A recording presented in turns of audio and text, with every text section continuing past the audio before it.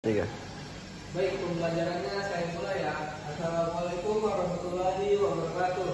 Waalaikumsalam warahmatullahi wabarakatuh. Gimana kabarnya teman-teman? Semoga semuanya dalam keadaan sehat ya. Hari ini ada yang tidak hadir kah? Bagaimana Farid? Hadir semua? Baik, terima kasih. Ya, jadi kita di sini akan melanjutkan pelajaran kita kemarin. Kemarin kita membahas mengenai transmisi. Selanjutnya kita akan membahas konsep distribusi tenaga listrik. Nah, ini pertama ya.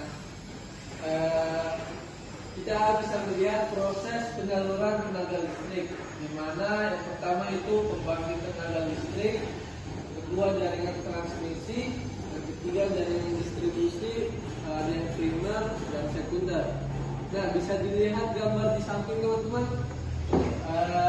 Dengan melihat gambar di situ, apakah ada yang bisa menjelaskan?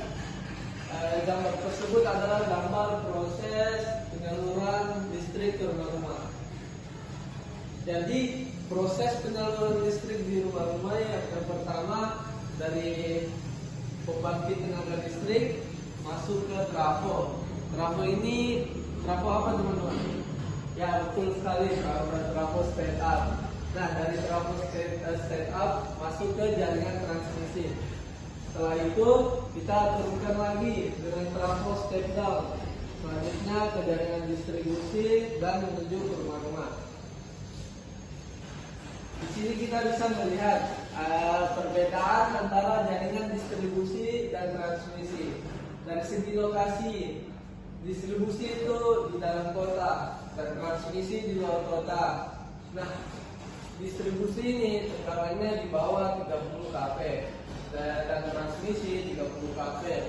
Bentuk jaringannya radial, loop dan paralel. Sedangkan transmisi radial dan loop saja.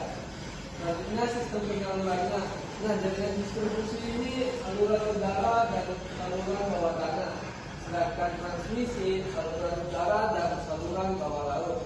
Nah, selanjutnya konstruksi jaringannya. Jaringan distribusi itu lebih rumit dan beragam ya. Kita bisa melihat di kota-kota banyak sekali jaringannya. Nah, selanjutnya transmisi itu lebih sederhana.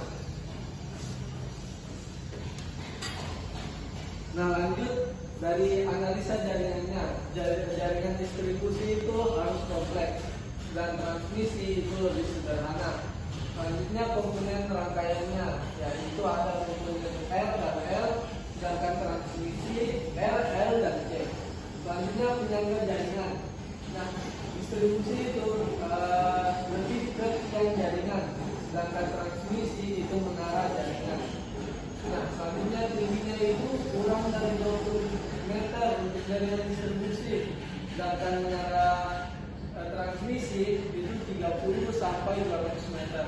Bisa lihat perbandingan tingginya. Nah, selanjutnya kawat pengantarnya ada DCC, CAC, ACC dan AAC, yaitu kabel AAC ya. Selanjutnya transmisi ada ACSR dan ACAR. Nah, di sini ada perbandingan gambar antara jaringan distribusi dan transmisi. Nah, teman-teman, setelah melihat penjelasan tadi, menurut teman-teman yang mana jaringan distribusi dan transmisi? Bagaimana Farid?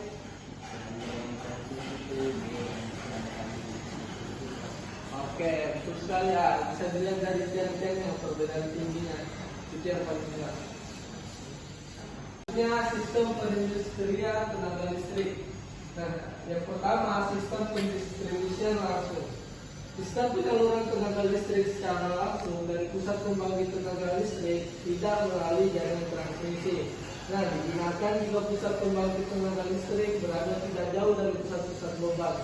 Nah, sedangkan sistem pendistribusian tak langsung dilakukan jika pusat pembangkit tenaga listrik jauh dari pusat-pusat beban dan memerlukan jaringan transmisi sebagai jaringan perantara. Nah, struktur jaringan distribusi. Nah, gardu induk atau pusat pembangkit tenaga listrik. Distribusi tenaga listrik secara langsung atau pusat pembangkit tenaga listrik umumnya berupa pusat pembangkit tenaga diesel atau PLTD. Nah, selanjutnya penyaluran dilakukan dengan jaringan distribusi primer dan jaringan distribusi sekunder.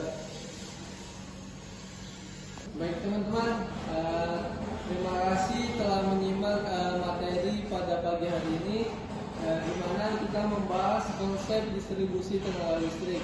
Nah, untuk materinya nanti saya akan bagikan ke grup ya, jadi bisa dibaca-baca kembali. Oke, baik. Saya akhiri perkuliahan kita pada pagi hari ini. Assalamualaikum warahmatullahi wabarakatuh. Terima kasih ya.